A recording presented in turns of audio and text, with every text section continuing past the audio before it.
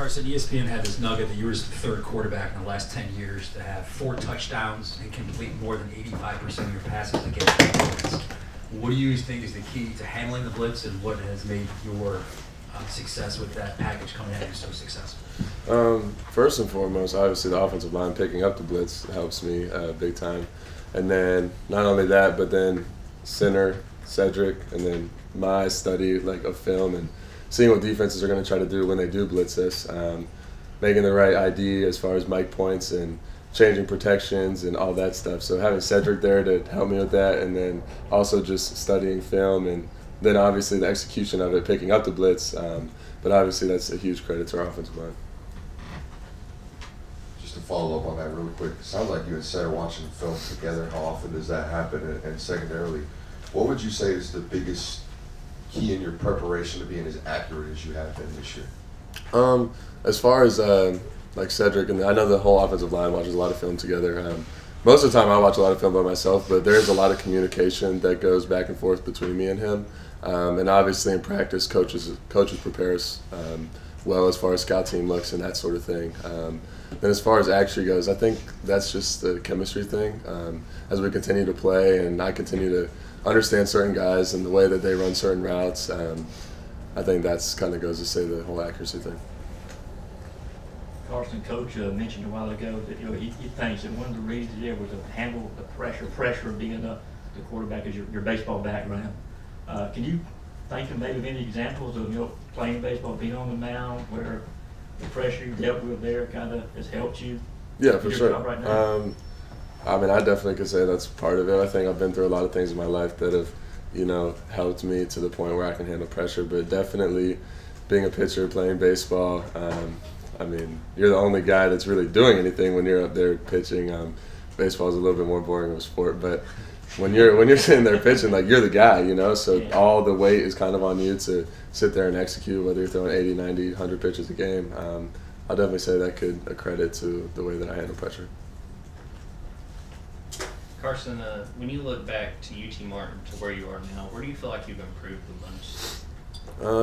Obviously the confidence standpoint. I think that's the biggest thing. And then continue moving forward. I think I can improve in every area as far as actually goes, as far as timing goes, just little footwork things, and obviously just the knowledge of the game and the feel of the game, just trying to learn how to play football again, because it was a long time since I had played in a game, and the game speed compared to practice, it's so hard to replicate, and really the only way to replicate it is to play in the game. So. Yeah, Kirby had some really strong praise for Rod Thomas after the game on Saturday. From your perspective, what is his skill set into this offense? I mean, he definitely is capable of making explosive plays. He helps our offense be explosive. And I always say this, that we have so many guys and so much depth, especially at the wide receiver position, where anybody that we put out there, we fully expect to go out there and make plays. One thing that he did really well in the game was make those contested catches and some of those third down situations, obviously in the red zone, man-to-man situations where it's one-on-one, it's him against the DB and there's nothing else. So I'm just going to give him a chance and let him go make a play.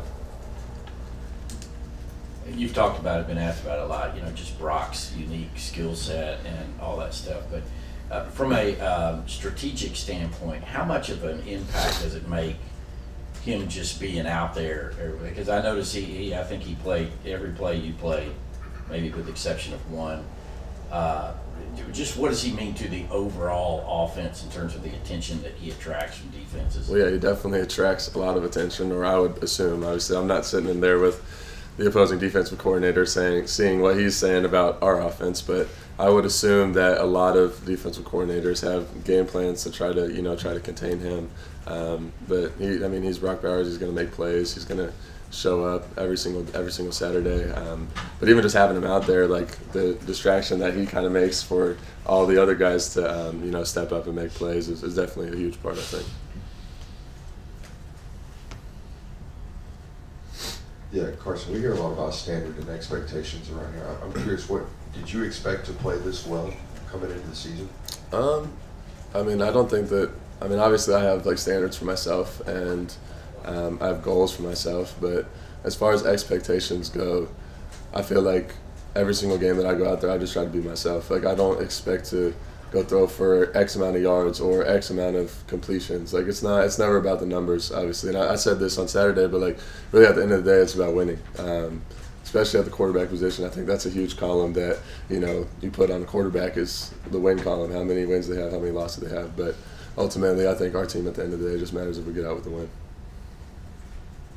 Yeah, Carson, it looks like this is going to be your first start where it's going to be bad weather conditions right now. I think it's supposed to be in the 40s with rain in Nashville. I was wondering if you prepare any differently this week compared to other weeks, like center snap exchange and with the receivers, handoffs with running backs, anything like that. Yeah, I mean, there'll probably be a little bit of different preparation. We always do, like, wet ball drills. Like, they'll dump it in the bucket and whatnot. But I don't know. In high school, I think, like, 7 of however many. I think I played, like, 11 games my senior year. Like, 7 of them, it was pouring rain. So, like, I mean, that's Florida. So, but I've definitely played in enough games where it's been pouring rain. And, I don't know, just try not to let the weather affect us. Do you wear any gloves or do anything differently, or are you just still barehanded? Yeah, no, it's all the same. It's the same thing. Yeah, obviously every defensive coordinator in the country knows how good Brock Bowers is, and yet it still seems like he gets really wide open sometimes. From an offensive player's perspective, why is that? I mean, first and foremost, you have to credit to his talent and his skill set, and then secondly, the way that Coach Bobo was able to scheme him open certain plays, whether it's with motion or with like pulling a guard or sprinting out, play action, all those type of things. Like there's so many different ways and like different areas that we use to try to get him open. Carson, first, thanks for coming in here and talking to us. You were talking about confidence a second ago, and I was wondering when Pickens asked you to throw a pro day in front of all those NFL scouts, was that a boost that's who a receiver wanted thrown to him and on maybe his biggest audition of his life? I mean, maybe, I don't know. I mean, that was definitely fun. That was so long ago. I think that was my sophomore year, so like 2 years ago. But that was definitely a cool experience to get to throw for him, especially with so many NFL scouts there. We hear about the defensive players talk about the standard. What is the standard for the Georgia offense? First and foremost, just execute. I mean, our goal every single time we step on the field, every single drive is to score a touchdown. Obviously, is that going to happen? Probably not, but it is a goal. And as far as execution goes, I think we did a really good job this Saturday. And moving forward, just trying to be consistent in that way. Carson, this isn't meant to kind of diminish what you've done as a quarterback, but in turn, you mentioned the receiving options you have. Like, isn't that in a lot of ways like kind of fortunate?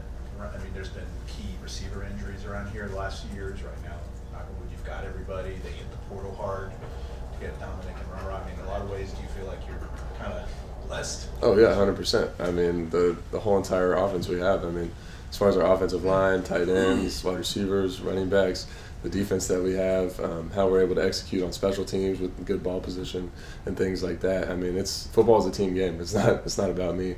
And my success is hugely reliant on the players that I have around me. So, and they've all been performing really well. So that speaks credit to them. Tell us a little bit about your relationship with Mike Bobo and how it's progressed from when he was named the offensive coordinator. And have you ever lobbied him to keep it on one of those play actions, ball RPOs, anytime you just decide to, hey, I'm going to just tuck and run? Well, I would say our relationship is really good, and it's really progressed as far as the trust that we have in each other. He's always been really good at, talking to me, seeing what I like and, what I want. But obviously there's certain things where he's like, we're going to do this and this. And I'm like, okay, I trust you. I believe in you. But as far as like RPOs, whatever, running the ball, obviously that's not really who I am, but I can do that.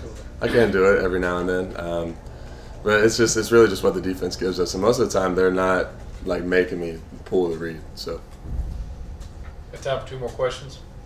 Carson, is your slide when you're running from baseball, and would you make of Brock's kind of not sliding?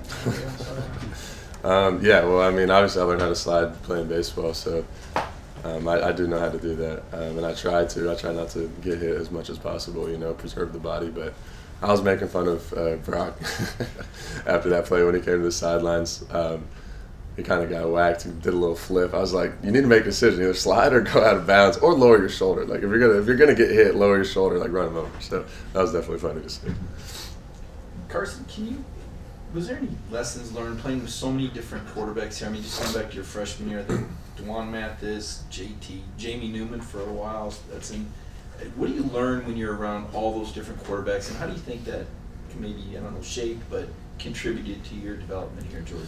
Yeah, well, I think the position of quarterback is such a unique position because no two quarterbacks are the same. You know what I'm saying? So being around so many different quarterbacks in my time here, and not only that, but like as far as like training goes and like quarterbacks that I've trained with back in Jacksonville with my quarterback coach, just being able to see the way that different guys process things and how they throw and different mechanics, and you can take bits and pieces from each guy because everyone is so different and unique, and just try to add it to my game so that I can continuously keep improving.